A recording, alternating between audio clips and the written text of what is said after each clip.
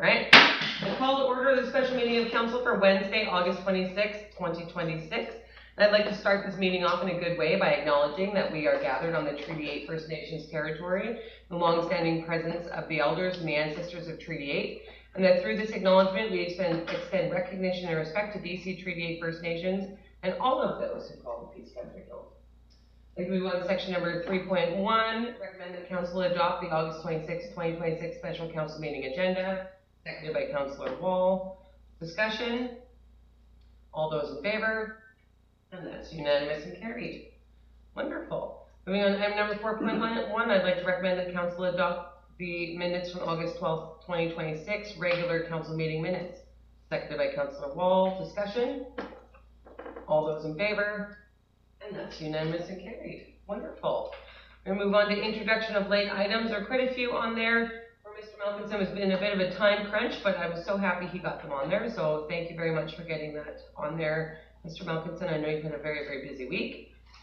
So I'd like to recommend that the council authorize the reallocation of $80,000 in Growing Community Fund funding previously allocated to the Highway 2 Overhead Warning Lights Project to eligible 2026 capital works identified in the 2026 financial plan, and further, that the 2026 financial plan be amended accordingly. Seconded. Do I have to read that second part, or is that two separate motions? We would suggest that it be separate motions. Thank you. Okay. Any discussion regarding that first recommendation? Councillor Wall? No, Rabel? I'm doing it. I'm so sorry. No, it's fine. I appreciate it. Thank you for the report. The good thing about the report is actually, as I was reading it, I had questions that then became answered by the report. So I do appreciate that. So is the $80,000 just going generally to the works that need to be done, or is it directly going to this highway project? I guess it's going to the budget line, and then if some of it's used for this highway drainage cleanout, then that's how it'll be allocated. Hey, Mr. Malcolm? Apologies if this is more background than Councillor Rabel was asking for, Your Worship, but at one of the last meetings when 2026 capital works were discussed, Council had made a decision, given that the province has committed in writing to complete the Highway 2 Overhead Warning Lights project at their own expense. Council asked staff to investigate whether or not a portion of that work could be tied towards one-time clearing assessment of storm drains. Because that decision was made, we reached out to the funders to say, hey, is that going to be an issue if we're using that funding source for this particular use instead of that particular use? The sense that we got back from them was fairly cold. They had said, it's not really our intent, but they said theoretically it's possible, but it wasn't quite where they prefer that we put that money. So in consultation with the CFO, he identified that the $80K in Growing Communities funds towards that project could simply be an offset towards existing capital works. So this is kind of a funding, like moving money around kind of thing. It's not committing the village to an extra spend. But so that $80K to offset existing work that's already identified, and then $30K from PRA in order to undertake the project or the work that council already asked for. I hope that answers. And further to that, the $80K are going to be allocated to projects within that budget line that are more compliant with the Growing Communities Fund. Beg your pardon, sir? Could you repeat? The $80,000 that's being allocated back into this budget line, not specifically for the overhead lights, is going into this somewhat general budget line. The projects that the $80,000 will then be dispersed to are more compliant with the Growing Communities Fund than. That's the idea. Yeah, it's to make we've got using grant funds to do the capital and sometimes operating projects can create all kinds of accountability questions for us, and we need to make sure to double check to make sure that we're using things in the way that people intend for us to use them. And this is why we're recommending this funding strategy, even though the outcomes are the same. No worries. Any other questions? I'm going to call the question then. All those in favor? And that's unanimous and carried. Councillor Wall? The council authorized up to $30,000 of Peace River Agreement funding to undertake a one-time clearing and assessment of storm drains and service within catch basins located within the Highway 2 corridor, and further that the 2026 financial plan be amended accordingly. Seconded by Councillor Rabel. Thank you. Discussion, Councillor Wall? I have a question and a comment. I just want to confirm that today we did get confirmation from Minister Farnworth's office that we will be meeting with him at UBCM. I believe so. Your worship, you have a sheet on your desk. I think MOTT is there. Yeah, where is it? Transport and transit. Perfect. Right there. Yeah. Yes. So my comment is, I believe the minister, well not I believe, I know the minister is aware that we were having issues with that corner and along with the drainage along in front of the redwood there, which is where we're going to be clearing this out if we approve this.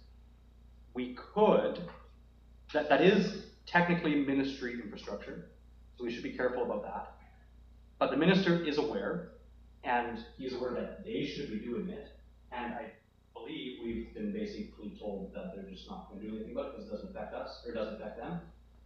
In more words than that, but we've kind of had a conversation with MOTT and Argo to talk about custody of some of those assets and responsibility for maintenance of some of those assets.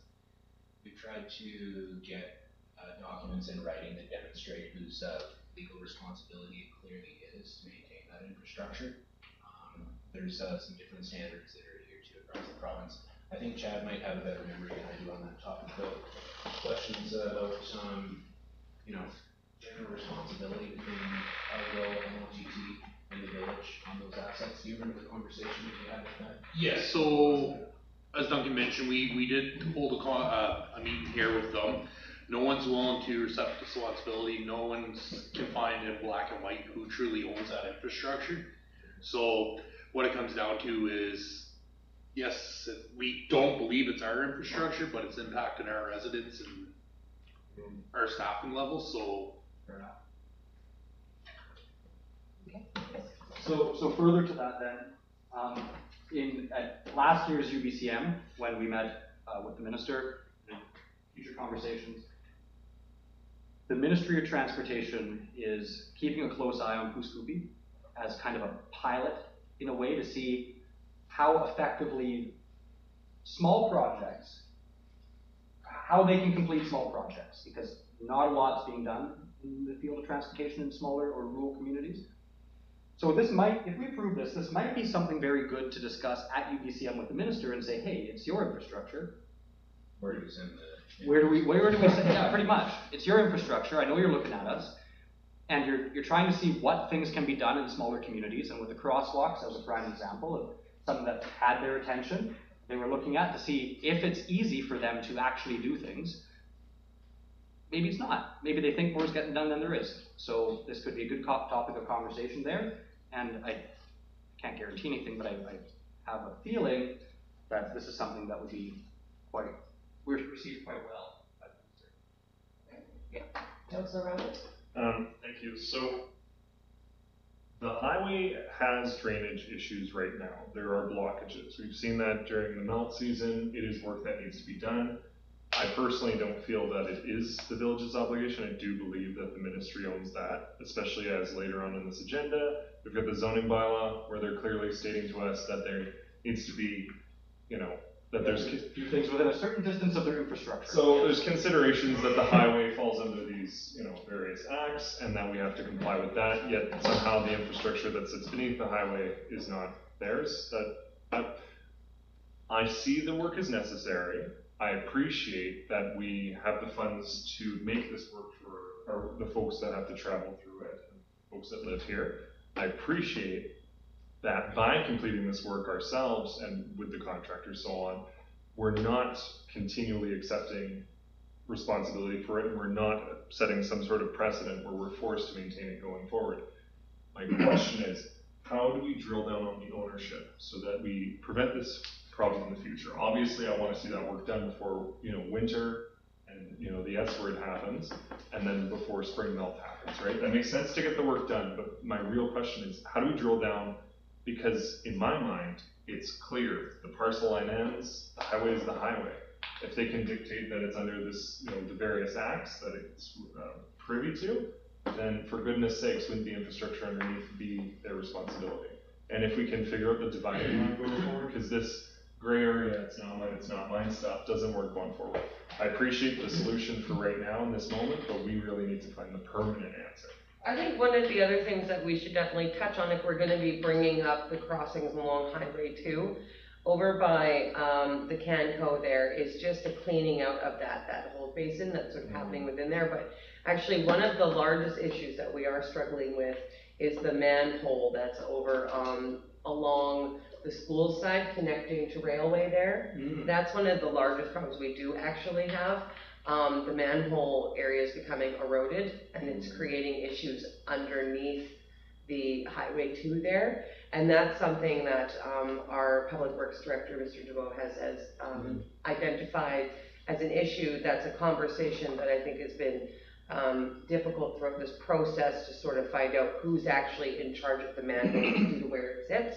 So my advice would also be, gentlemen, not only really coming to the ministry, I'm willing to let the money slide to clean out this whole basin along Highway 2. If we can actually direct their attention to that manhole along the crossing, that's a far larger job. That's actually going to not only involve shutting that portion of the highway down and redirecting traffic for a period of time, but also a complete replacement of the manhole and the infrastructure below the highway. So I think it might be beneficial for this council to have conversations with our public works staff as well as our CAO to get a better idea of what that job scope could potentially look like and have that conversation, because that's something that is already extremely needed and is only going to be more needed as time goes on, and as that erosion continues we're going to see more issues. Yes, Mr. Melkinson, I'm so sorry for cutting you off. Yeah, just in response to Councillor Rabel's question, a person can kind of intuit arguments both ways. I think the province's position that they've relayed to us is that the infrastructure underneath exists only, practically speaking, to service village drainage infrastructure. We contend that that's not true, because obviously there's a aspect to it that makes sure that water, runs properly underneath the highway at all the water high points of the year.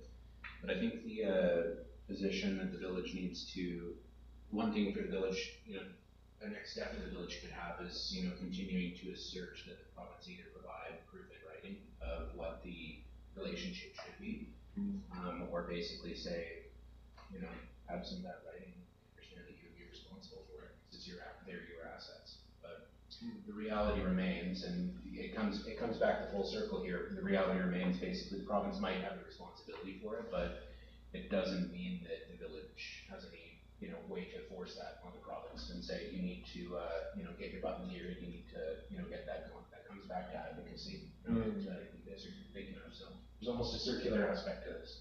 I apologize, I'm thinking of cheeky things. I'm thinking of, I apologize, I'm being very rude here, but if we have to maintain the stormwater infrastructure, maybe that parcel ends up getting a bill for the maintenance of that stormwater infrastructure, and maybe there's a maintenance fee to that parcel that this infrastructure passes. Well, and then that's where that ownership in writing would be beneficial, right? Because then that gives us the opportunity to sort of have that concrete foundation to stand on and say, no, you've identified. Yes, Councillor Wall. So the solution here is, when we were talking about the crosswalks last year and the infrastructure along the highway last year, BCM, the minister pointed out the BC Highways Act of 1954 or 56, something like that, old act. It defines ownership by the Department of Transportation, not Ministry of Transportation, as all infrastructure and specifically drainage infrastructure, specifically like everything, all infrastructure within a ministry-owned easement. It's theirs. Simple as that. That's why when we asked if we could pay for the crosswalk, they said no, because it wouldn't end up being our crosswalk and it would open their liability. So that's why they are paying for the crosswalk. Is it in their easement? It's theirs. Doesn't matter who built it, unless there's a contract that we can find that says it's ours, because Hydro has contracts, for example, with them for power poles and those sorts of things. But unless we have a contract, they can show us, but I don't think it's ours.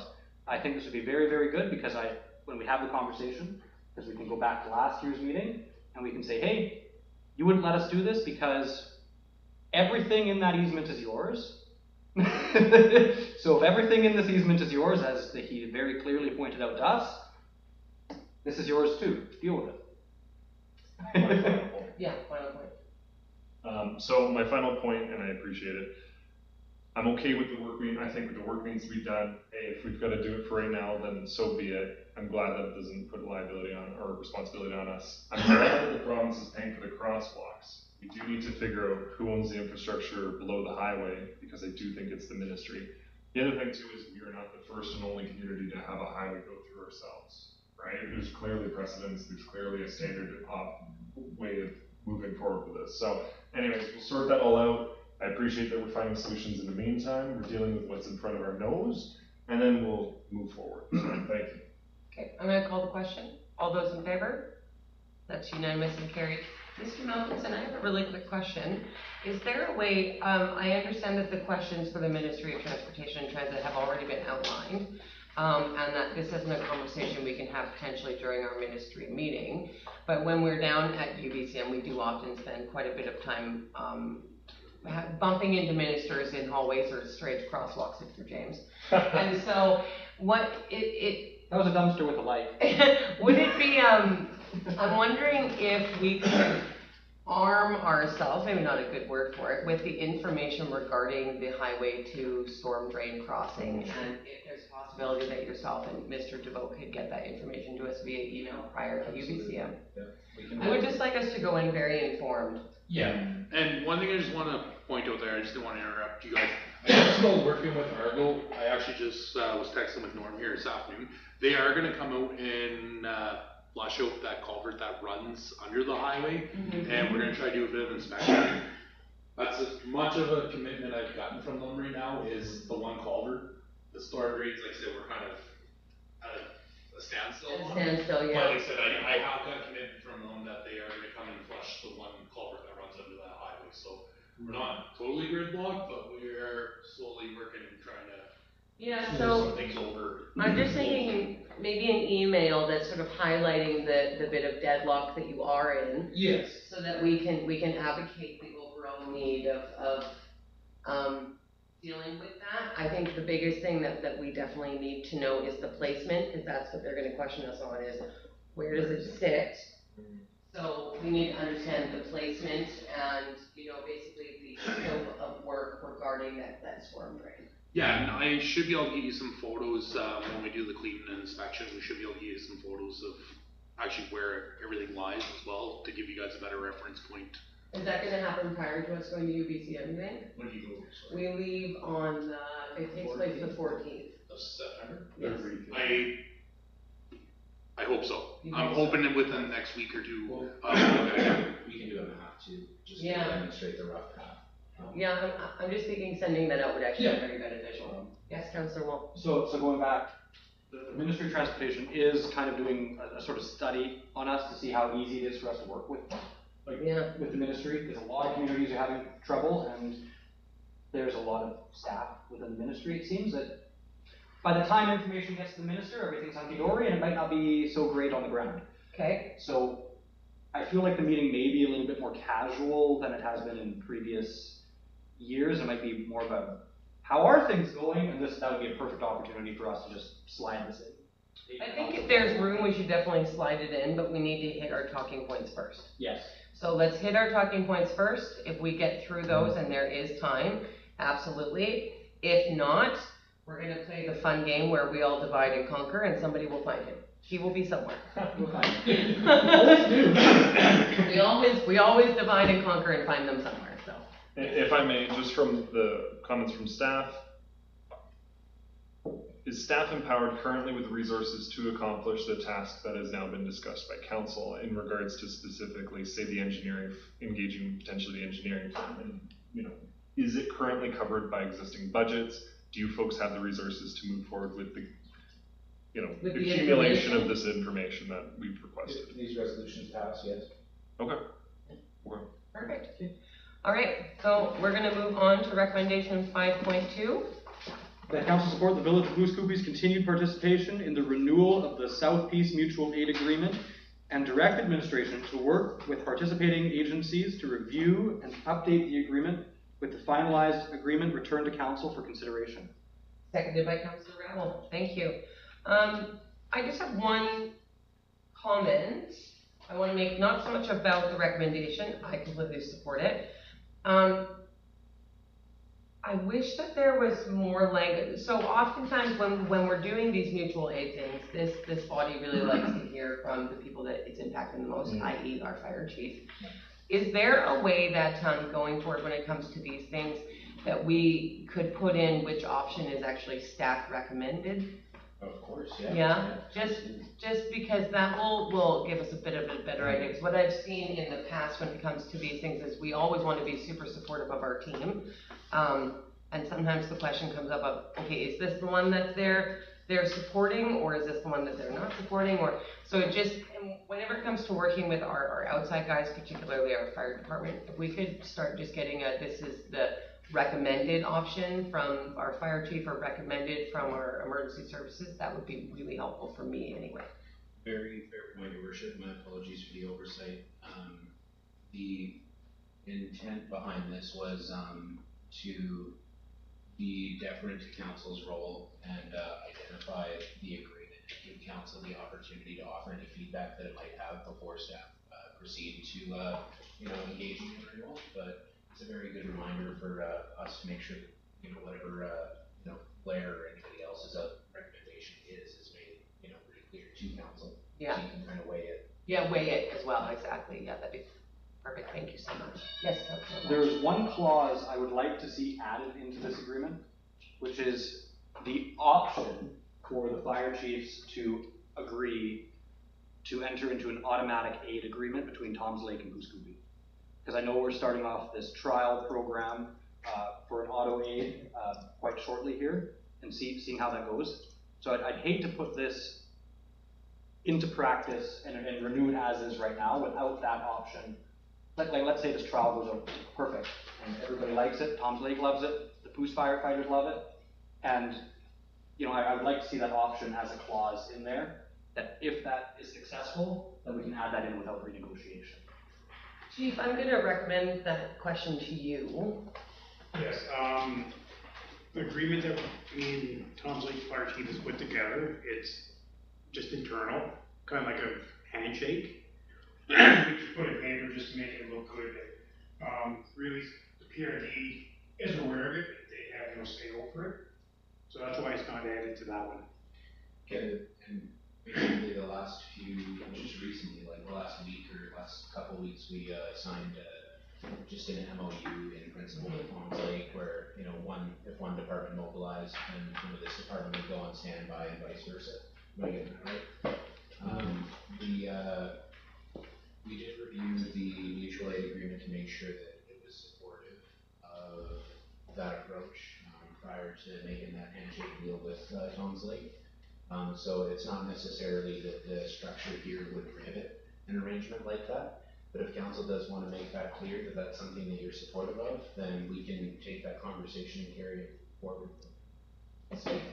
So this is a way to speed up the calls. Right now, like if Tom's Lake gets a call, 10 minutes for them to get to the hall, 5, 10, 15 minutes for them to get to the call. So it's a half hour for us to, by the time we get the call. This way we're already moving and rolling. We don't need it, we turn around. It's 20 minutes, a half hour faster for more service and a bigger response. Yes. I really appreciate that, because that could be in the reverse situation as well. There could be, knock on wood, a big fire in the village, and we don't have the capacity. Tom's Lake is already on the way. So I would like to see in this agreement, because it appears like it'll go till 2031, is that correct? The term is renewed for the same, yeah. Yeah.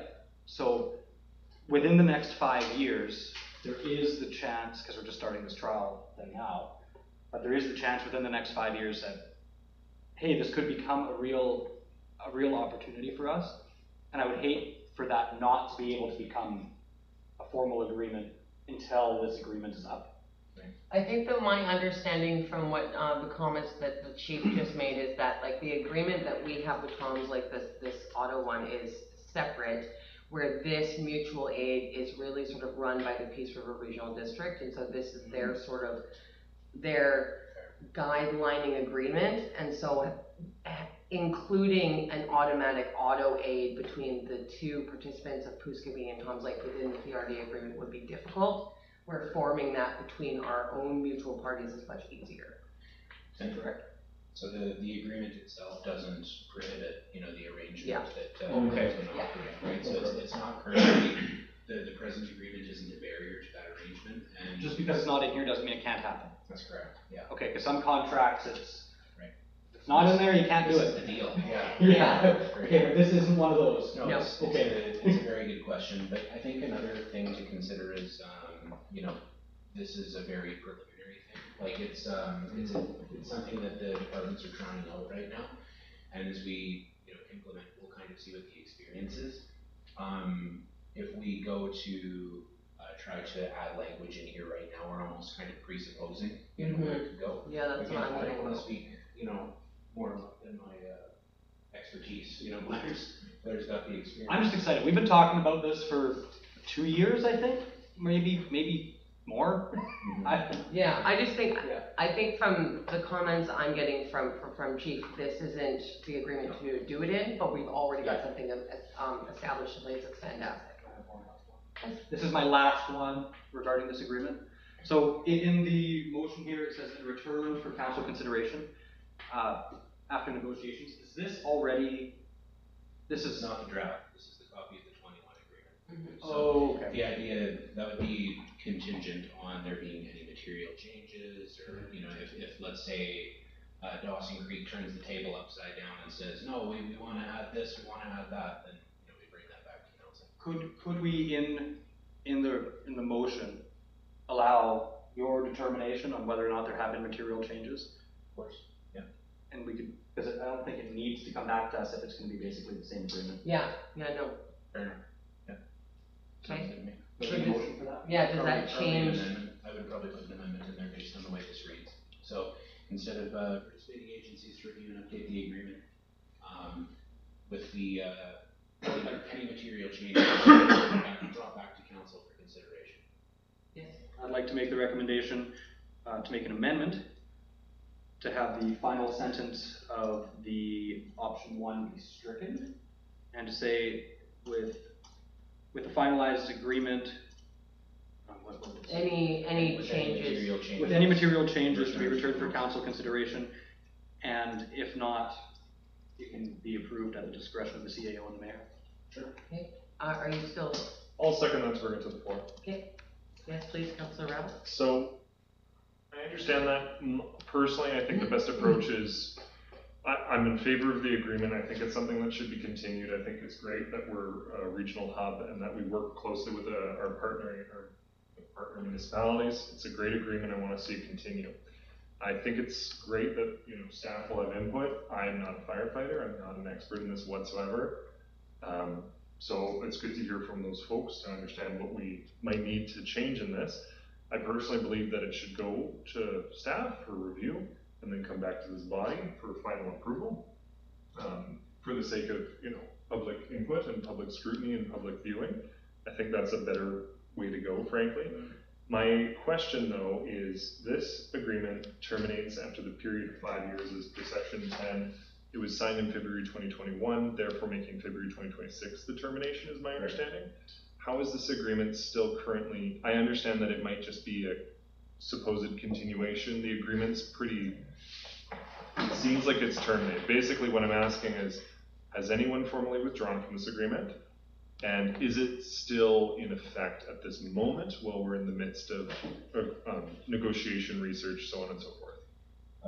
Question number 1, no, nobody is withdrawn from the agreement. Question number 2, I'd probably rest on common law contract principles. You know, if all parties have been acting, the agreement would continue. Yeah, okay. So, but the agreement would continue because all parties are acting that way. It's not, we pick up the phone and they're like, it's not, No. no, we're not coming today. That's what Yeah. I'm not really worried about that. I think we have fantastic folks that, well, we do have fantastic folks that do this every day to put their lives at risk, and I appreciate that they're willing to do that, because they keep us safe. But what I'm getting at is, Right now, it is almost as though we're operating without an agreement, as per what this says, right? So that's a bit of a liability there. I understand that folks will continue as usual.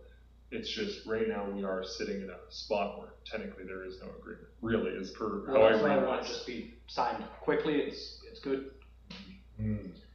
Doesn't cease on completion, all parties are acting like the agreement will continue, so Yeah. the agreement does continue. So I wouldn't necessarily say that there is no agreement right now, because that would have required a unilateral declaration from any of the parties to the agreement to say, no, we're out, we don't intend to continue this. It's like a lease that went month to month. Yeah, or, and yeah, that's a good example, or an overhold on something, but it's, yeah, I don't know that it's been a concern on our end. Claire regularly maintains good communication with all the chiefs or the signatories to that agreement, and I don't think we've heard anything. No, I think it was just kind of like a back burner, the PRD, and it just got left aside. Yeah. We're all running on the same thing. It was just sent out, say, hey, is there anything changes you want to make? Or I'm pretty sure nobody sent anything back.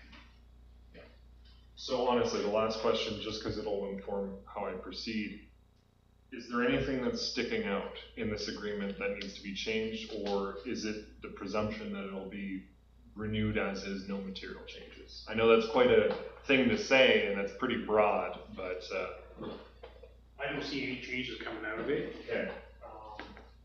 Finance or anything like that, because if they charge us for something, we can charge them for something else. So it's, I really don't see any changes coming out of it.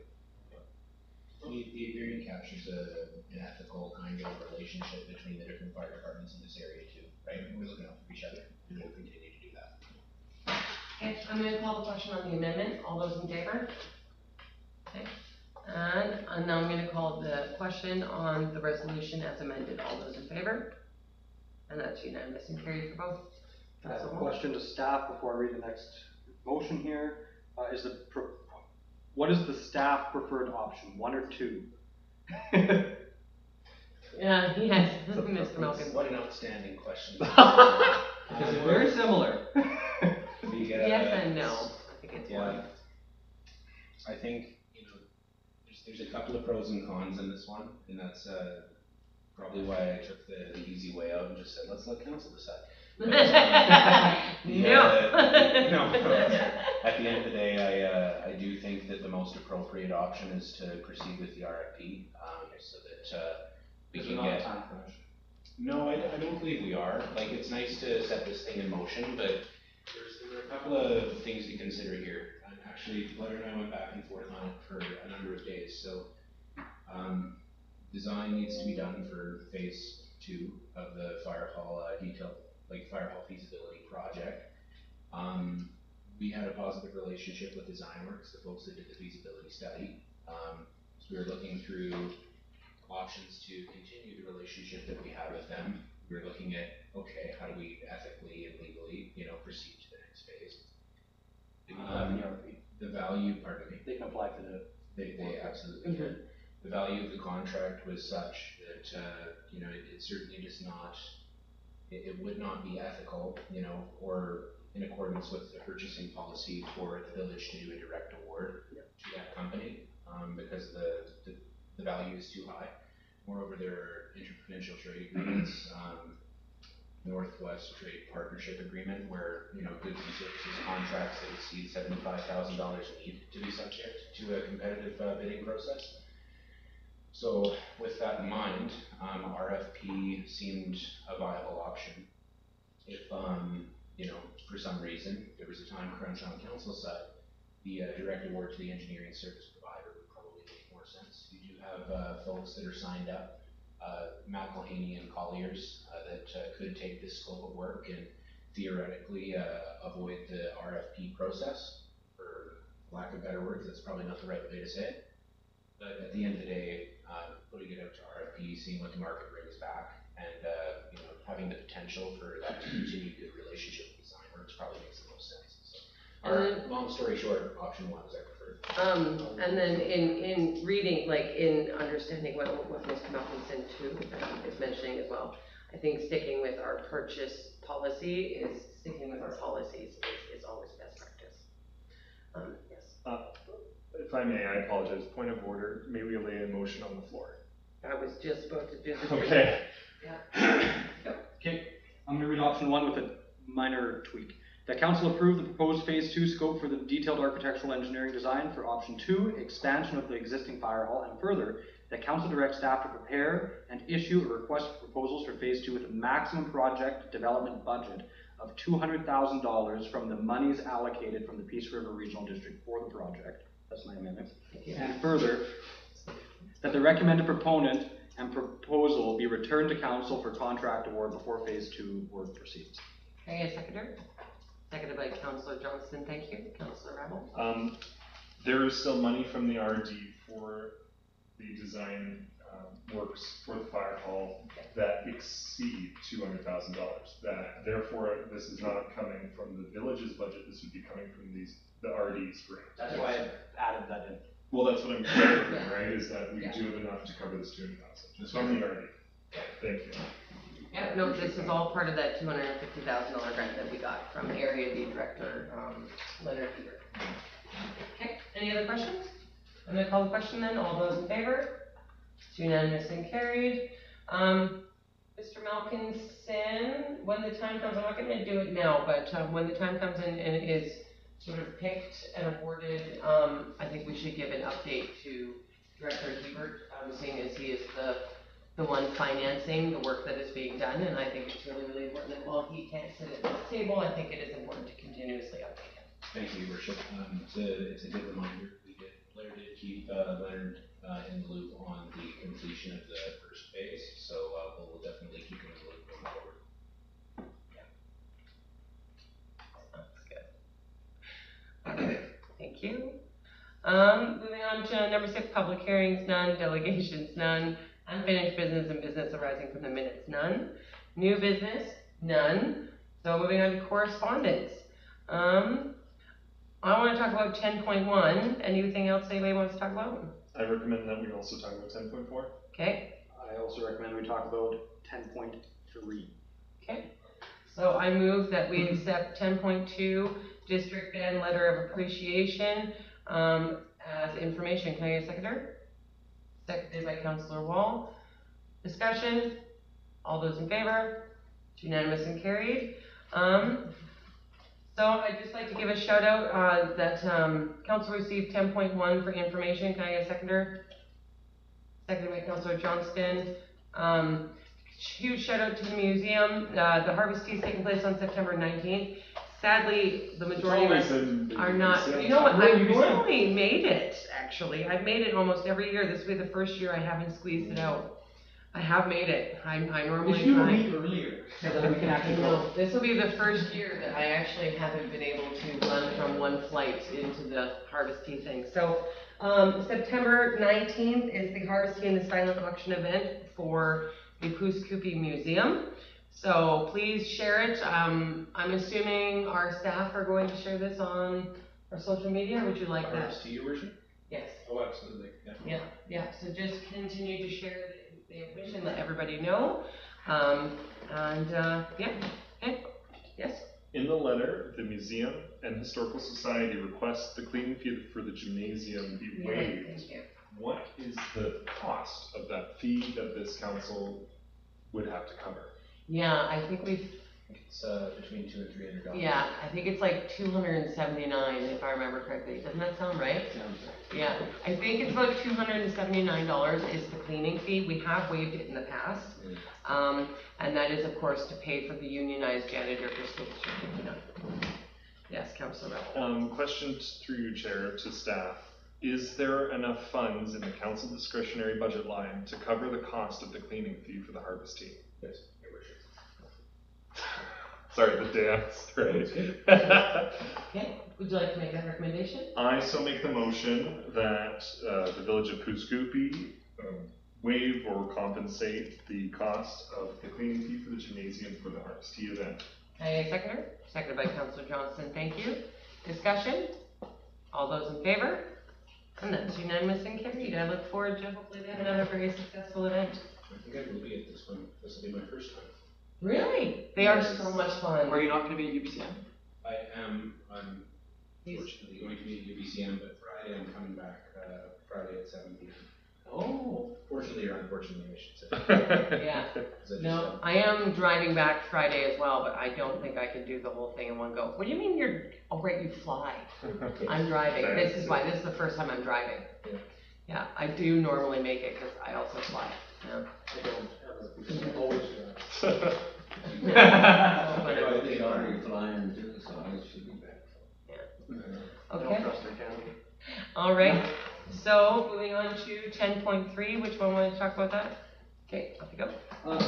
Oh gosh, I have to flip back to read it. Yep. To If only you had accept- a digital thing you could Yeah. digitally access it on, sitting over there in that beautiful cabinet. I'm sorry.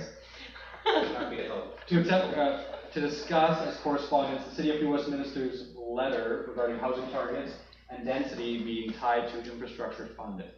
Can I get a seconder for discussion? Thank you, Councillor Johnston. So in the report here that the City of New Westminster has laid out, they have a resolution that they submitted to UBCM, but I think it'd be appropriate for us to either tie ourselves to or send a letter of support in favor of. Because we have run into the situation before where the province is asking us to do something and it costs us money to do it, even though it's their jurisdiction. So if they're pawning off their issues onto municipalities, they should foot the bill for that difference. And that is, and I believe the City of New Westminster here, through their multi-page report, lays it out very, very nicely, and they have a couple of resolutions here, one of which is directly tied to the increased density requirements that we're seeing with our zoning bylaw changes and how the province did not help them out on that. And they didn't help us out on that either.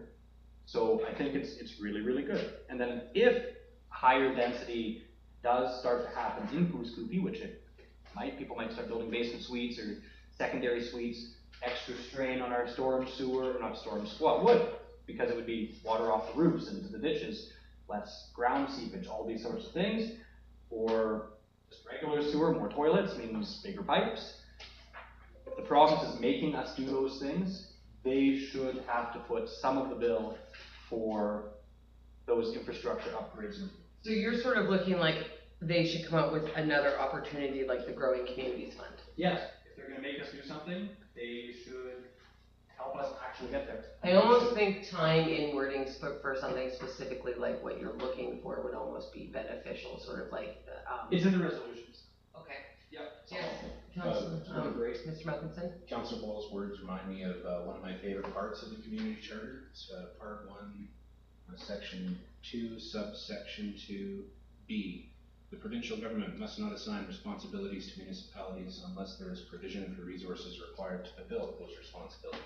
Well, it's already, I really like this because it is not only pointing that out, it is also pointing the finger back at the province and their own community charter, their own legislation, and saying you aren't fulfilling your own promises. So this is a great way to make them do what they say, what they're legislated to do.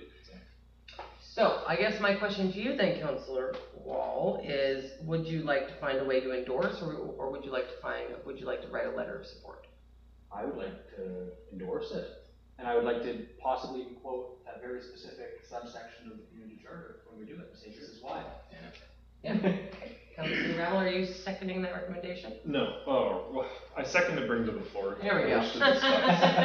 Yes. Okay, so there's 3 letters. They're all basically, one's to the members of the Legislative Assembly, one's to the Premier, and one's to the Minister responsible, but it's all essentially the same thing. So what New West has put forward, I hope it's not inappropriate. I don't mean to be using it as a prop or anything. I just wish to read the actual resolution. Okay. So therefore be resolved that UBCM call on the government of British Columbia to provide funding for the infrastructure and amenities needed to achieve the legislated housing targets and density for those local governments that are actively working towards enabling new supply. And it be it further resolved that UBCM call on the government of British Columbia to provide the services within their mandates such as schools, transit, affordable housing, support housing, and related services to those living with homelessness, mental health, and substance misuse needed to serve the population growth anticipated based on the legislated housing targets, the housing needs report, in those municipalities where the local government is actively working towards enabling new supply. Why I read that out is because what this motion is rather specific to say Bill 40, Bill 44, and the new housing supply targets. I don't see it as the broad brush that we might be inferring from it. It could be something that we could support. I think a letter of support is a reasonable step. I don't know if full endorsement is the pathway we should take. This is something that we could support, with a letter of support. I think that's the best target. Okay, I think you make a very, very good point. I'm fine with either. Okay, are you fine with changing that to a letter of support? Yeah. Are you fine with still the seconding letter of support? Yes. Okay, that's the change that we're gonna make. All those in favor of that amendment? It's unanimous and Can carried. we say in the letter of support, we think it should be more broad? Just make sure the problem's happening. Yeah, you can stick notes too. It in your sentence? What's the it? It should be more broad, 32. Oh, the resolution could even be more broad. Oh, I see. And instead of just focusing on housing, I read through the lines here and inferred all the things the province could be doing. Oh, okay. Where it is the resolution. Sure. Yes. Yeah, it should be more broad, yeah. Okay, Could be more broad. How do we want to empower the creation of this letter? Is it something that's a draft that's produced and, assume that the will of this council is for that to proceed, or does this draft need to be returned to this body for further approval? I'm fine with the CAO's discretion. Might be getting pretty tight. it's getting pretty Yeah, I tight know. to UECM, yeah. I might suggest mayor to authorize if that works for you guys. That works for me. Does that work? Actually, what I'll do is, send me your comments via email. When I read the draft letter that, staff creates, I'll take all those into consideration before signing off on it. My comments are very simple. I like what they're going for. I like it a lot. I read through the lines a little bit more than maybe I should have. And I think it could be a little bit more broad, but I really like where they're going with this. Okay. That's it. I'm fine with it. Okay. As I said, email them to me and I'll take them, under consideration before I sign off on it. Honestly, I trust the judgment. Honestly, I trust your folks' judgment on this one. Like, let's move forward with it. I don't mean to bog anything down. And citation of the community charter doesn't hurt as well. Yeah, I like that. Can we put that in there? Yep. Yeah, because my comments are as long as Duncan's making notes. Every once in a while, they open up that part of the community charter. He's having a bad day and he needs a great chuckle. He just inserts giggles. I respect the problem. Okay, They respect us. I'm gonna call the question then. All those in favor? And that's unanimous and carried. Thank you. Okay, moving on to 10.4. That's you, Councillor Rabel. Okay.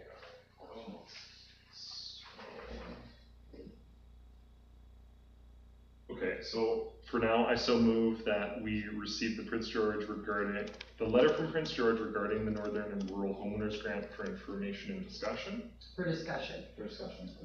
For discussion. Okay, seconded by Councillor Wall. Thank you. Councillor Rabel. Okay, so the BCNDP, for whatever reason, removed the Northern Homeowners Grant. I think it's ridiculous. There are more costs to live up north. That's the whole point. And sure, they can say, oh, it was linked to COVID and this and that. All right, you want people living up here. We have a very small portion of the province that lives up here. Long and the short is, I think we should send a letter of support for this resolution. I think we should tie ourselves to endorse it. And actually endorse it. I think we should endorse it too. I think not only a letter of support, but also for endorsement. It's just ridiculous that they pulled this. This is such a ridiculous way to try to save a couple of bucks. And recently, the province in the House has been discussing removing the seniors portion of the homeowners grant as well. So, your recommendation is that you'd like to fully endorse. And can I get a seconder on that? Seconded by Councillor Wall. Thank you. I don't know what the conventional approach is. We could send a letter of support to Prince George that also invites or offers our endorsement and potential co-sponsorship, right? We could reach out to the city of Prince George and their council, Yeah. Mayor Simon Yu, and see if they're willing to go that route, or which route they prefer. How are you feeling about that, Mr. Wilkinson? Yeah, we're happy to accommodate. That seems like a viable approach. Could we CC mayor and council? Because I believe it would be appropriate if Prince George is in the unique position of having The council, that's also the president. UCM President Corey Ramsey Yes. As a council member. as a council member who I believe actually wrote this resolution. So. I'm pretty sure he'll probably share it with them. I'd be surprised if he didn't. Much obliged. We'll Yeah. let the land council on it and we'll make sure it lands properly. Okay. I'm sure they'll be happy to hear from you guys. I would just like to remind everybody, as UBCM approaches, we have a lot of things that we would like to support and endorse. As you know, the main reason why we're all supposed to be down there is to actually vote. And yet every year we sit in that voting room and it's less than a quarter full, right? So my expectation is that while endorsing and putting in letters is great, it doesn't actually mean anything if you're not there to vote. So We've been voting every year. I know. We've been there, we've had some squeakers. We have had some We've been the only ones basically in the room I sometimes. know. I think And that's, Mayor Veach is suggesting that you do your best to encourage your colleagues. you do your best to encourage everyone who is putting it. How about this? If you're going to the bathroom during the voting break and you see somebody who hasn't been in there, who's from up around here, remind them that they should be in there. Someone who might support the things we support. Yes. the whole thing. They should. Oh, okay. And I'm the one who got in trouble. Okay, perfect. All right, so that's my 2 cents worth. So letter of support, endorsement, and offer of co-sponsorship is what I would recommend. I don't know if I put that as a motion. Yeah, okay. I think that, I think co-sponsor deadline is passed. But we I can- think it has too, yeah. We can offer, I think the best thing would be to reach out and have a conversation and just see sort of where they're at. My thing, you know what I found, especially with these really high hit topics, everybody and their uncle wants to endorse them. And then they almost get overwhelmed because you can only, like, having multiple people endorse it is great. But UBCM also, I find, it has a bit of a cutoff when it comes to a certain amount. Where I find a letter of support and making sure you're there on voting day has far more impact than endorsing or co-signing, which is why I sort of said that. Sure. Yes. I disagree. Do you? I do. Oh. Because when we're down there and you see a resolution and it takes in just the list of municipalities that have signed on to it takes up half a page. Yeah. You always see those people in that room.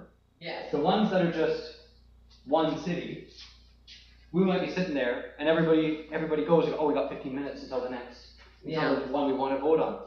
So if we get as many people signed on as possible, that the longer that list is, the more people that I find are there to see the debate take place, if that's nice way to do that, to see the argument happen, or because they're signed on to it. So they might be called on to speak as well, right? Yeah. So it's one of those. You're kinder than me. I often find many times all those councillors who endorse things, it's just the mayor sitting there. And I'm not calling out you guys, I'm just saying I've seen that from other municipalities. So, yes, That's true. I love it. Sounds great. We call the question. All those in favor? And that's unanimous and carried. Nothing drives me more insane than when we're down there and nobody's there to vote. It just sends me from the north. I'm so sorry for asking this so late. Mayor, also to approve that one, correct? Not to come back to council? It'd kind of be redundant. It's a UBCM letter, but just confirming that. Yeah, I'm fine. Sounds good. All right, resolutions none. Bylaws. I'd like to make the recommendation that council receive the report titled Zoning Bylaw number 1093-2026, second reading and public hearing, and further the Village of Pooskoopi Zoning Bylaw number 1093-2026 be read for the second time, and further that staff be directed to issue public notice of the public hearing for the Village of Pooskoopi Zoning Bylaw number 1093-2026 in accordance with the Local Government Act. Seconded by Councillor Wall. Discussion, Councillor Wall. How soon can we have a public hearing in accordance with the Local Government Act? I think 2 weeks post this decision, so we could probably get it back to you. I don't think by the first week, we're probably talking the second week Of September. Yeah, so if you guys do want to approve prior to October 17th, we might need to have a couple sessions. Could we schedule a public hearing during a council meeting? Of course. Yeah, that's usually where we That's try to usually where we try to do it, yeah. Oh, okay, so we could do that at. The next one's September 10th. Yeah, which might be too tight. Because That's we'd be pretty closing tight, notice yeah. tomorrow. If I recall correctly, it's got to be not more than 13, not less than 7. Well, we could maybe do a special council meeting on the Friday before UBCM. I'm not here, that's the only second day. I leave September 9th. I'm actually going on vacation Or the Thursday for the before the first council time this year. Thursday before UBCM. Yeah, we can, so what we can do is we'll issue public notice and we'll give everybody a shout, basically to see when that works and have a public hearing. We'll have a meeting that can hopefully get us a little bit closer. I would like to get the public hearing portion of this completed prior to UPC. Right. Personally. Makes sense. Yeah, okay. Yeah, I leave September 9th, so I won't be here for it, but I'll definitely continue to share it out, and I don't know who's me in September, is it you? So I think, I believe it's me as well as last. I can't remember, I'm sorry. It goes in alphabetical, Because I was order, just doesn't stating it? that he said answer. Your first three, I'm second three, it's then that, but then September, October, November, December is Woodill. So it's you? Yeah, you're July, August, September. Yeah. Is my understanding. Kill it. That's out. You're very passionate about this issue. I am very passionate No, about this zone is bylaws. terrible. I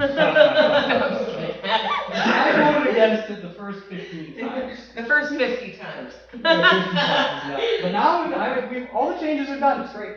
Yes, Councillor Rabel. So with this second reading, staff has incorporated the suggestions from the Ministry of Transportation and the Agricultural Land Commission, and therefore we have completed our legislative requirements. We have responded to all parties. We have incorporated what is legislatively required in this new bylaw draft to therefore be presented to the public. Am I correct in this understanding? Yes, the answer is yes to all four of your questions. Thank you. All yeses and one no, but you don't know. Yeah, right? Yeah, that's right.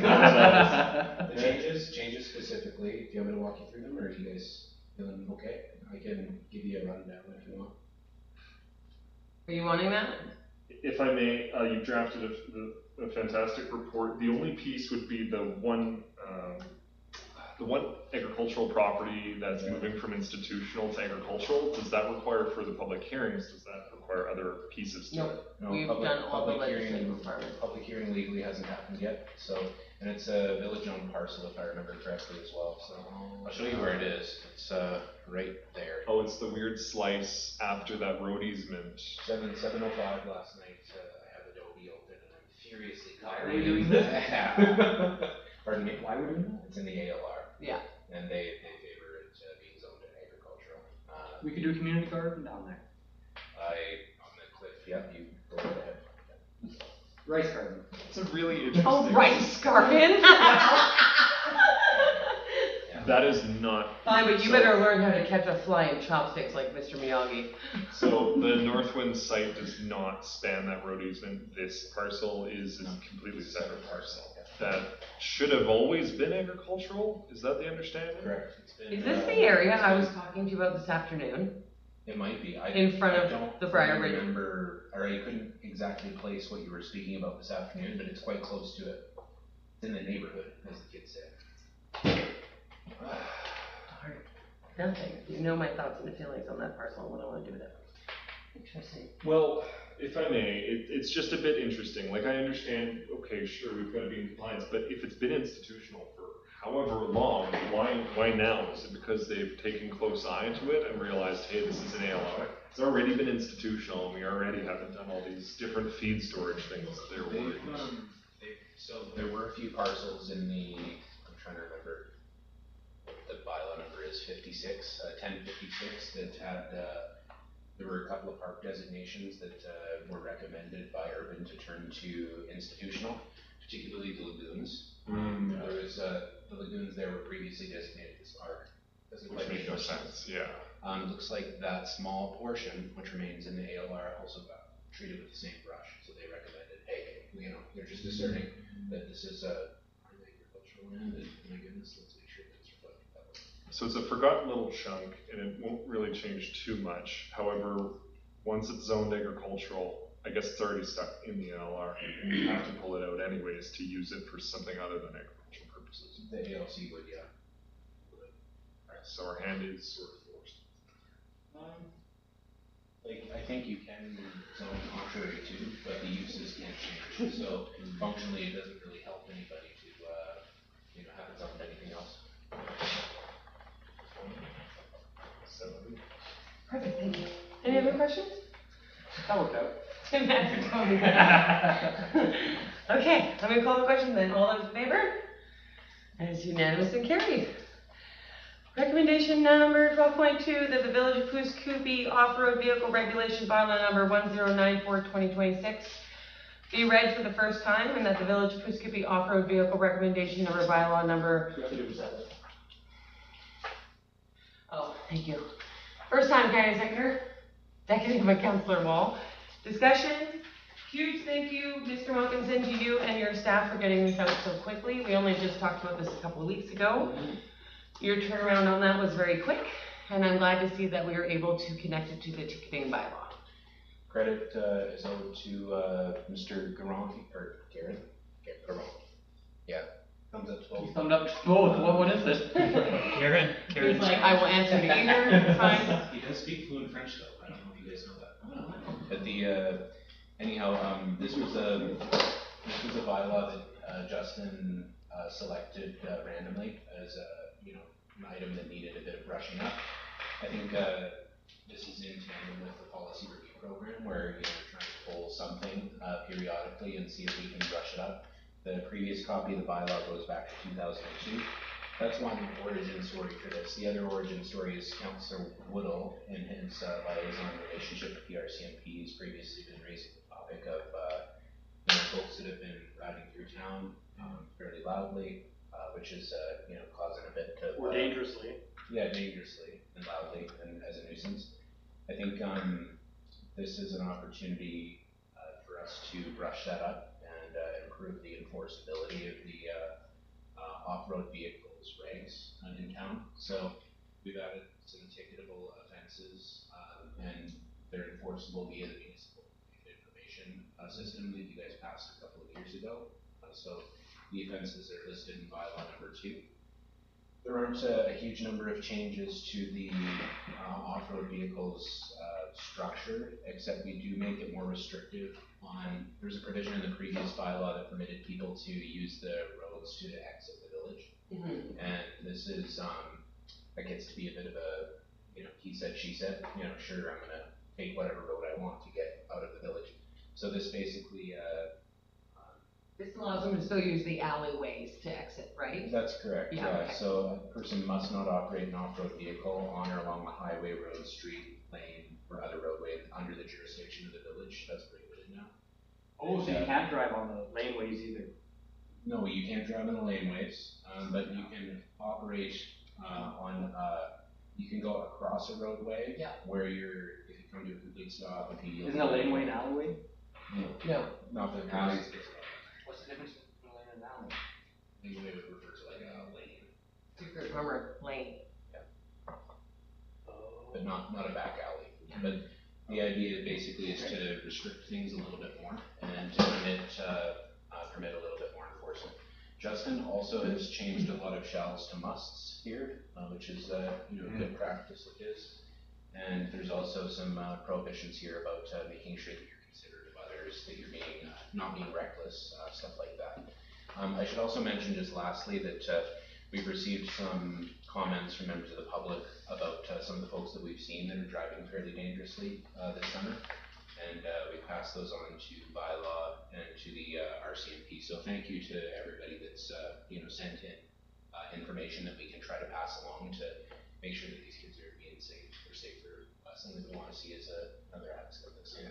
So then my next question to you is, as we're all aware that the large majority of the issues are happening with students under the age of 16. They are mainly between the ages of 12 and 15. Are we able to issue tickets to the parents of those children?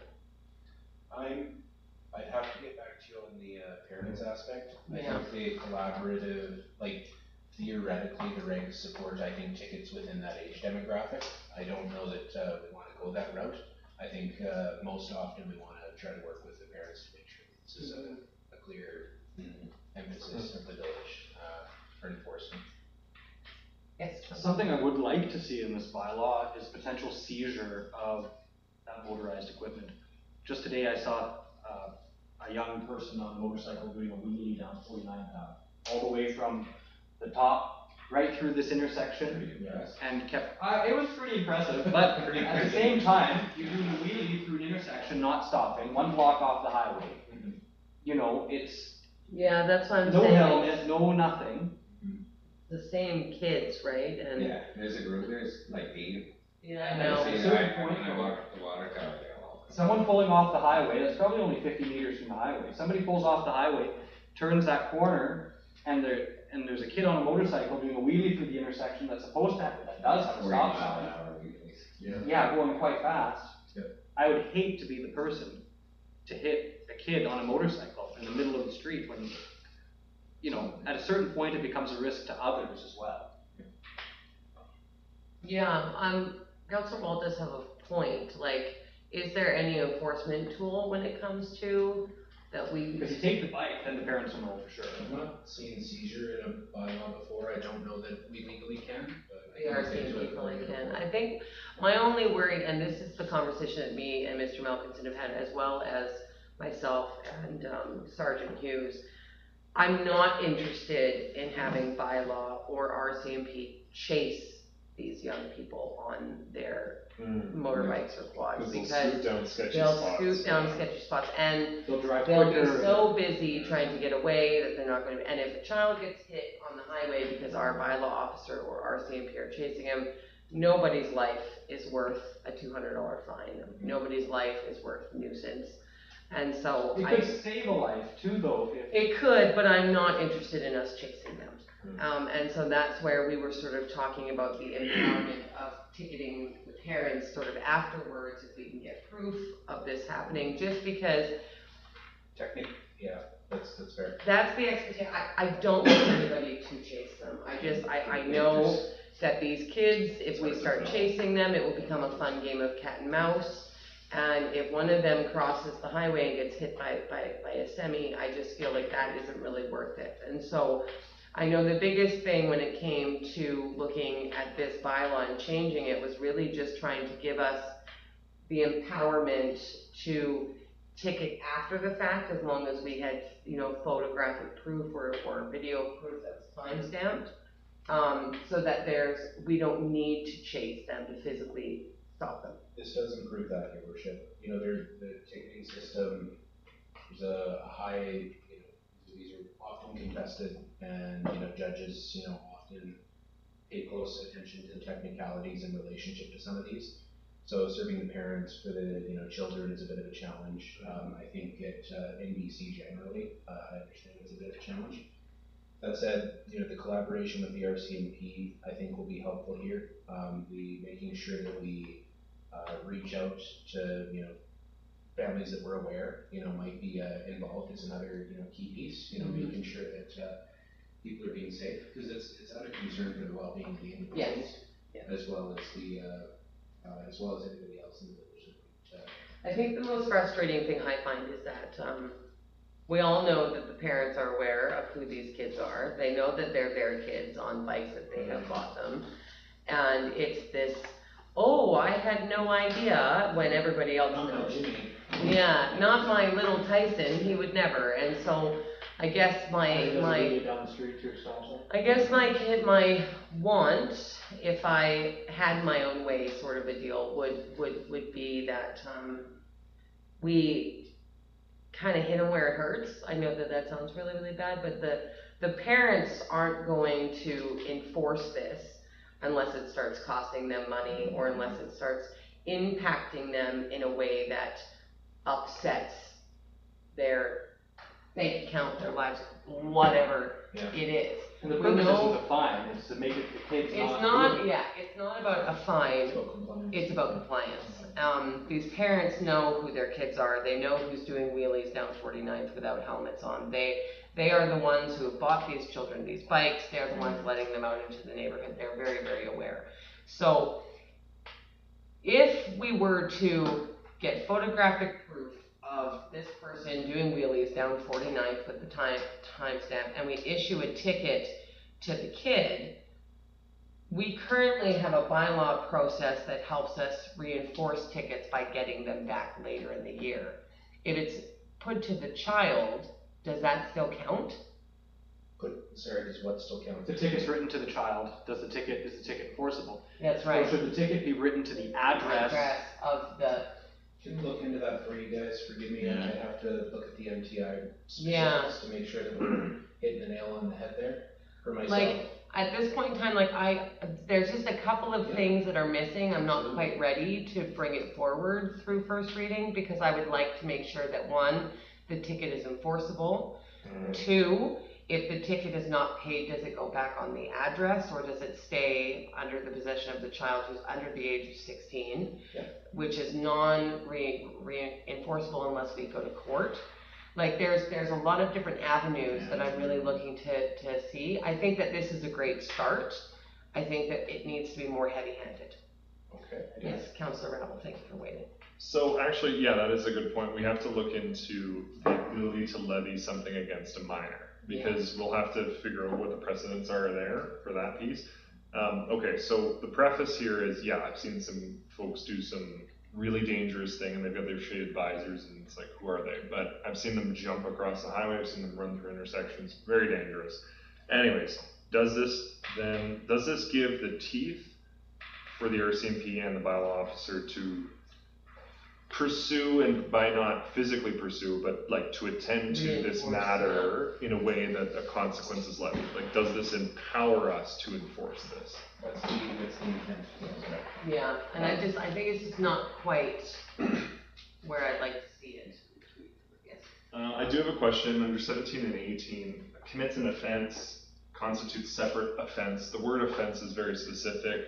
Do we as the village have the ability to determine what constitutes an offense, or is this something that's under the provincial or federal jurisdiction, not municipal jurisdiction? It's an offense against the bylaw, so yeah, that would be the correct. Okay, I just wanted to check in on that because the Offences Act. And then, sorry, I lost my piece. But anyways, I'm hoping that this does do something because it is a problem and it is really annoying and really dangerous, and these kids are quite reckless. And the problem is, it's a problem of youth. And I don't mean to sound crotchety or anything. That's a terrible thing. I didn't mean to sound like that. But honestly, if these kids, they ripping down the road and it's really freaking dangerous and stupidly annoying. It's just very scary. They've kind of wrecked it for everyone, right? We had hope for doing different things and, allowing this and that, but no, they've kind of ruined it. So it is on them. I'd say I think we should park it at first reading, and honestly, obviously this is open to public input, but we really need to get our, I's dotted and T's crossed on this one for sure. I was there years ago. We used to take flashlights that are dirt bikes and go. Yeah. It was road racing back when I was 15, so I understand. Well, back in my day. We did the same. Well, they still do it. Yeah. Yes, Councillor Wall. I just want to say it's a shame that it's gotten to this because, within probably an hour or two of me seeing that today, I saw two youth on an ATV wearing helmets go down the same stretch of road, stop at the stop sign, look both ways, weren't doing anything crazy. Yeah. Probably I don't have a speed gun, but it seemed like they were going at quite a reasonable speed, for the conditions, and like I have no problems. Like I don't have As long as they're fair and safe. Yeah. I don't have any problems with a kid on an ATV going 10 miles an hour, stopping at the stop sign, just enjoying the summer day. No problem with that. But that is a legitimate debate for council to have here, right? If there's an openness to that kind of thing, if there's more permissibility. I don't want to make it permissible though, because where's the line? Yeah. That's where I'm fine with them using the alleys. The alleys I'm fine with. If they want to use the alleys to get out of town or through town, that's fine. But where do you draw the line? Like the bylaw officer will have the discretion to enforce it where they see fit. Well, and it's important to look at the offenses here. So the next, there's an offense schedule in the MTI that lists the kinds of things that are wrong and the fines that would be supposed to be associated with them. Yeah. So what we have, that's the last page in the agenda. Go right to the back there. So one is operate an off-road vehicle on or along a village roadway. The other one's operate in a careless, reckless, unsafe, or negligent manner. The other one's endanger or likely to endanger a person or property. The other one's cause an unnecessary or unreasonable noise or disturbance. And then there's unreasonably disturb another person or the public. Then driving an off-road vehicle during prohibited hours. This is kind of a noise bylaw kind of issue. Operate on private property without consent. Operate in a prohibited public space. So for instance, be on the bandstand at Goose Park and, cut a hole in it, be donuts on it. Obstruct, hinder, interfere with an enforcement officer. Those are the offenses that we figured. All the other ones that are captured in the bylaw are basically just double ups of Motor Vehicle Act things that the RCMP would be responsible for enforcing. So and then my next question to you is, if we go forward with the first reading, you can take our notes and then bring it to second and third. Am I correct in my understanding? Absolutely, Your Worship. Thank you. I just have a question of clarification coming out of this discussion is when somebody is determined by the bylaw officer to have committed, breach of bylaw and they're levied with a fine, how does that end up, if it's unpaid, how does it end up against their property tax? Right? Is it their their address, their legal address? But then the question leads to a youth, right? If a youth is registered, That's what my concern right? is. There are 3 different means of enforcing, serving people with notices of offenses against village bylaws. There's bylaws for adjudication, there's municipal ticket information, and then there's a third one that I'm forgetting.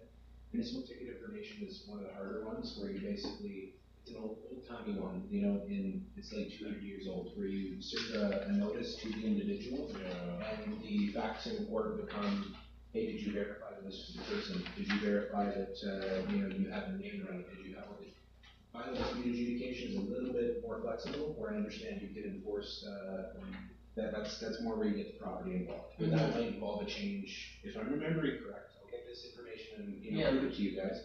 But BDA, I'm pretty darn sure you can follow the property itself and say, no, you didn't need to verify that the individual was there. Sometimes there's nonsense in serving tickets to people where you don't see the whites of their eyes, then the ticket, that's grounds for the to be thrown out, that kind of thing. So BDA is a little bit better, but maybe this could spark a change towards a more enforceable approach on village bylaws. So now, my next question, sorry, Councillor Rabel, you got me thinking. Now, in the past, we have had it where a property, let's say hypothetically, is letting off fireworks, and the person has taken a picture of the fireworks going off of that property. We've been able to use that picture to penalize them as long as it's time, or not penalize, but to provide a ticket as long as it's time stamped past the 10 p.m. noise curfew that we have. We can do the same thing with this, right? If somebody has a video that's time stamped of a youth going down 49th doing wheelies without a helmet and speeding, can we use that if a resident has that and sends it into us through the complaint process? And not take a picture. No. I want to then issue a ticket on that behalf. There's an element of subjectivity in your question where it's okay, well, what are the relevant facts, stuff like that. But in a sense, it's a good start. It's not bad. It's not dead on its face. Eyes on the street. Start that conversation. Yeah. Well, it's sort of that whole good neighbor thing, right? Other municipalities have done it. Fort St. John's is trying to. Yeah. So it's going with that good neighbor idea, while also making it enforceable. Is sort of what I'm looking for, because we can't be everywhere constantly. And we don't want to either. We don't make that want clear. Yeah. No flock cameras and boost. That's not the spirit of the community. Yeah. No, and so I would really like to be able to empower the community to feel like they have a bit of a say as well, because I think that's where a lot of the frustration is coming from, is because they're seeing this happening, they're taking the videos, they're taking the photos and the videos and stuff and going, well, I'm trying, but you're making it so there's nothing I can do. So I would love to be able to empower them to feel like they have a bit of a say. Justin, do you have an addition to that? I have an addition while we're still on the note of this, and this is something that the bylaw was amended by me because I figured it was a little outdated, and I wanted to sort of mention the inclusion of the electric dirt bike, which are increasingly popular, and I defined the electric dirt bike being different than the e-bike. Yeah, I saw that. Electric bicycle is a totally different tool that commuters use typically along residential sidewalks, and I believe that your user of the electric dirt bike in this area will be drastically different than the e-bikes, and it should be plain and obvious when you have to question whether or not it is an electric dirt bike. You can see the Going suspension. 110, it's a That's dirt right, that's right. So they are still very dangerous, and even just sort of driving around Dawson and being from Prince George, I see people just, you know, zipping around. So I think that was pretty informative for this bylaw, at least. Yeah. Councillor Rabel? My last kind of thing, as I'm thinking through this, my understanding of the intention of this bylaw is to prevent, stop, dissuade the most egregious offenses. But the trouble with that is, with the worry about pursuing, because obviously they can slip down little alleys. So this is the problem is, you know, we want to be a fun, active place where people can, you know, live their lives as they so wish, right, without inconveniencing other people or being jerks, right? This is the trouble with bylaw enforcement in any regard, is you always want to stop the bad stuff, but you only have so many teeth. So I'm trying to figure out what the best thing is. I know I'm talking out loud here, but what I'm seeing is there is kind of this fundamental issue of how do we prevent and dissuade the most egregious offenses when we really don't want to put people in harm's way. And a lot of these young folks have shaded visors or zip away or don't have any identifying things, and they might stash the bike in a shed or throw it under a tarp and get away pretty quick, right? I'm saying it's a really hard thing to The neighbors of these kids, they know. Yeah, so These identifying marks for boots, you can pick them up. So basically stating that this is an offense and moving forward with that, saying it's not allowed, then we get reports, then we get, folks looking into this. Okay, so I want to see this actually result in something different, right? I don't want this to be toothless and end up doing nothing, right? But I also don't want to have a place where everyone's just, not having fun, right? Yeah, it's kind of a balance. I don't want to see kids, cracking themselves, Yeah. Yeah. Okay, final comment. We've been talking about this for quite a while, and there's a lot of information. I really appreciate the discussion on this. I'm going to ask a question I've already asked because I forget what the answer was. Does this bylaw, as worded, is it enforceable on the youth or not? Yes, it is, but again, there's an element of subjectivity to that. Yeah. Or would it be better if we came back to the next meeting with it slightly amended? I am very happy to, the questions that I've written down here are, is there a mechanism by which we can follow properties and therefore make the tickets that are served more enforceable? Can we get a little bit more information about the enforceability of tickets onto people of a younger age, like between, let's say, 14 and 18, or 12 and 18? And then, what else do we have here? So my suggestion to the body would be that we can complete first reading. Yeah, and then when it comes back for second and third, it will be amended. Send it back, come back for second and third, and then table the municipal ticket bylaw until that time as well. Or I guess we can do first, second, third reading, and then when it comes back, we can do fourth reading. I might suggest first for both. First, yeah, let's do first for both. They're both kind of hand in glove, I would think. Yeah. And substantive changes would have to kick it Yeah, back. it's not going to be substantive changes. I think it's a very well worded bylaw. I think Justin's done a fantastic job on this. It's just, I want to make sure that when it comes time, it is enforceable. That's an excellent point. And I think for myself, on the enforceability, our strategy was, let's just tie it to MTI, but MTI, like municipal ticket information, and the structure you guys have presently, there's some gaps with that too. So if there's a way that we can make sure that this is a little bit more sticky and a little bit an easier conversation to, make sure that people are aware of the consequences associated with doing dangerous stuff, then... We put in the village voice too, say, hey, we're doing this.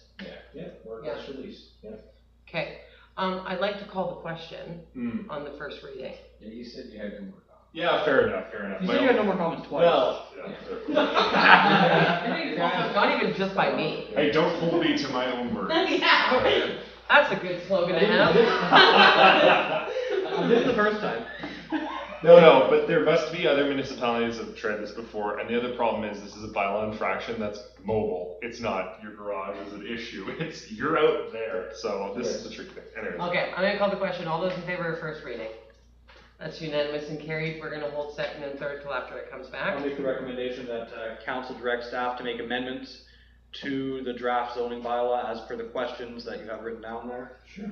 Yes. Seconded. And to provide information on. And to provide further information be brought back at the next meeting. Seconded by Councillor Johnston. All those in favor? Unanimous and carried. Okay, moving on to 12.3, I might like to make the recommendation that the Village of Pooskoopi municipal ticket information amendment bylaw number 1095/2026 be read for the first time. Seconded by Councillor Wall. Discussion. All those in favor? Unanimous carried. We're gonna hold second and third. Okay, administration reports, none. Moving on to councillor reports. Councillor John. I believe we have to make a motion to table second and third. Because they're in the agenda. Up to you folks. I'm not super worried about it, but that puts council's mind at ease. Be my guest. Because we've done that way before. I'll just make a motion to table second and third reading of the. Second. Second. All in favor? All those in favor? Yeah. I love how you're switching arms. You're like, half of me is here. Okay. This side's yes, this side's no. Councillor Johnston, what you been up to? I feel like I've been really busy, but I don't know what I've been up to. I know there's a library meeting coming up, and I'll have to look to see if we're. I bet you were at UBCM then, yeah. Yeah, I will check in on that, see when the next meeting is, figure out what to do with that. Okay. Who's gonna show up. Sounds good. All right, Councillor Rabel. It's neat to see the park open, the office park open. I've seen people there all day, so Is good it for them. complete now? Yeah. I don't know. Take Is the there more girls there. paths going through it or anything, or is it done? That's phase one done. Okay. So phase one is There now. was- When I pulled up here, that's why it took me so long to come in, there's probably 10 kids in the park Yeah. playing. Good. It made my whole day when I Yeah, I drove could by. just sit out there and watch. Yeah, it was lovely. Okay, Yeah, good. Councillor Wong. Well, I'm very happy to see the park open. I'm very happy that it also was paid for using grants and donations from very generous corporations in our area that have showed tremendous support to our community and the kids here. The swing sets are awesome. I tried them out. There's a train horn. You can push the thing up and it blows a train horn. I didn't even know that. There's two of them. There's one on the. There's one, Is it yeah. loud or what? No, it's not very loud. It like blows. It pushes the air in like Oh, a it tube. does a It tube. goes like woo woo. It's really fun. How Yeah. long till? At the end of the meeting, you're showing me. I wanna Yeah, I'll show you. I'll show you. How long till it's busted? Yeah. I don't know. I did it quite a few times and it seemed pretty sturdy. Anyway, so There's really kids excited. in there having fun. Yeah. Yeah, I spoke with Northern Beat with Fran. There's going to be an event happening at UBCM. I don't know what day yet. Well, she told me, but I forgot. I'll know when we get there. We're all going to be personally invited, including you, Duncan. I think we really, really should go. What So is it? It is regarding private property rights and the issue regarding land transfers happening in BC right now. It has created, our resolution has created a very large conversation, and there is going to be a panel, including the BC treaty negotiators, the chief BC treaty negotiator up there, former BC treaty negotiator, and potentially even some of the people that were involved with the writing of the Canadian Constitution in '82. And that spurred out of our resolution regarding private property. It will be a televised panel debate, discussion, sorry. Mm-hmm. And we will be invited because it was our resolution that started this conversation. Oh. So I wanted to put that out there and make sure that whoever is going, I think it's all of us, that we do attend, because I think it would be quite an honor to be there, because it was our conversation, that our resolution that started this conversation that has led to this.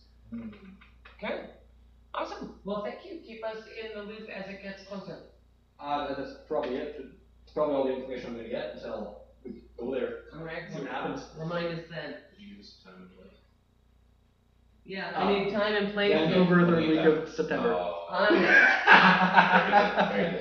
I don't know if I'll make it, just looking at my schedule between our minister meetings and all the PRD meetings, I'm looking at close to 12 minister meetings. It will be at 7 p.m. I do know that. Thank goodness, okay, that definitely helps, because I'm gonna be one of the shaking so many minister hands by the end of I'm just gonna be exhausted, so please just guide me, just take me by the shoulders and lead me where you want me to go by that point. Okay, Okay, in Richmond, we'll walk. Oh, wow, yeah. No, sure. I'm kidding, it won't be downtown. All right, thank you.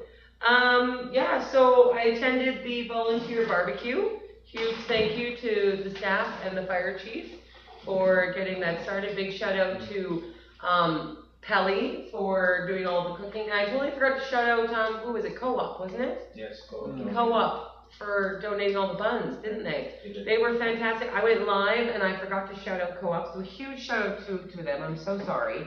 Not a super great turnout, but it was kind of one of those things where I think everybody was just off camping doing summer stuff. So I normally would try to hold it closer to the beginning of the summer. We were going to do it in June, and then I forget, we had a bunch of other things going on, so we never ended up getting to it. So, but a huge thank you to you, the staff, the fire department, and our chief and our public works director for making everything happen. You guys were awesome. I think Blair deserves, I don't mean to be, I hope this doesn't sound hollow, I think Blair deserves double thanks.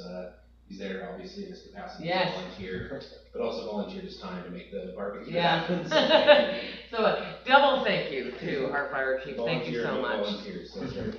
Yeah, so I attended that, and then a big thank you to the Pooskippi Community Church who held that concert in the village. Turnout looked phenomenal. I was so bummed I couldn't make it. You know, you text me and you're like, you sure you can't make it? I was literally, like, I had paint on my glasses. Like, I was just like, no, like, I cannot make it. That was just after the information session. Yes. For the election. And yeah. I just saw there was such a large group on the lawn. Yeah. And I just thought it was a positive thing. So, huge shout out to the Pooskippi Community Church. It looks like, what, like 30 people went? More, yeah. Yeah, it was busy. But, you know, wonderful music from the band Reckless Love, who is the church band for our Pooskippi Community Church. They did a fantastic job, so a huge thank you to them. A couple of things coming up. The Pooskippi Public Library does have a barbecue happening for their end of summer reading program. So please keep an eyeball, maybe share that information on your social media.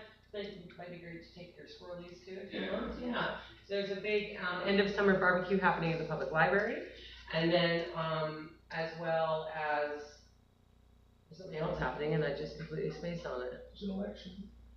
I'm just kidding. There is. You're so funny. There's the harvest tea. I can't remember what else I was thinking of. Yeah. So please make sure you share that. Other than that, I've just been honestly neglecting poor Duncan. He's been so sad. Just misses me like crazy. I've moved now. My house is renovated. I live in my new place, so I'll be annoying him as much as I normally do, which he'll be very happy about. But still in Poos. But still in Poos, yes. I did not leave Pooskippi. I'm still in Poos. That is like the biggest message every time I'm like, I moved in Poos, up the road. Yeah, so huge thank you to, staff who have been doing a phenomenal job while I have barely been checking my email or answering my phone for 2 weeks. I'm so sorry. I literally lost it at one point in time. I lost my mayor phone in a box while packing for like an entire week. Could not find it. Mine won't turn on. Yours won't turn on? Yeah. No, will you please let us order you a new phone if yours I did, but then council voted and everyone was like, oh, well, don't get any new phones till after the election. It wasn't a vote. Everybody's stuff works except for mine. We will connect after, yeah. I have a brick. You talked it to death. I did end up, yeah, right, no kidding. Actually, if that was true, your phone would have died years ago. But I get all my calls. Oh yeah, very. Not for the last like 3 weeks though, my phone's been off. That's because it doesn't work anymore. You know what? That's probably not a bad thing. but yeah, no. So I did attend the PRD meeting. I don't think there was anything I really took from that. I know if you have an opportunity to watch it though, BC Hydro came in to discuss Site E, and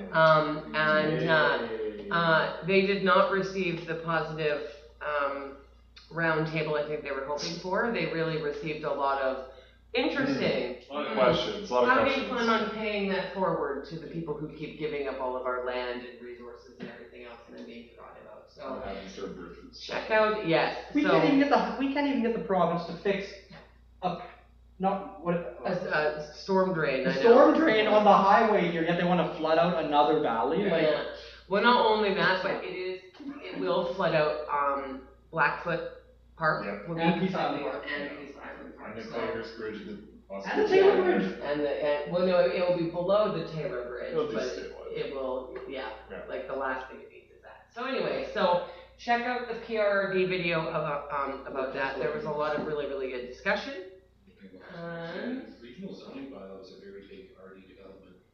Oh, yeah, don't even get me started That's on struck that. down, That was right? so sad. Yeah, no, we struck it down. There was just, when it went out to the public, it was not very well received. And it's very difficult because a lot of the people that live out there, a lot of the rural residents, feel that there's just too much government enforcement, even coming from the regional district. And we need to find that balance, and that wasn't it.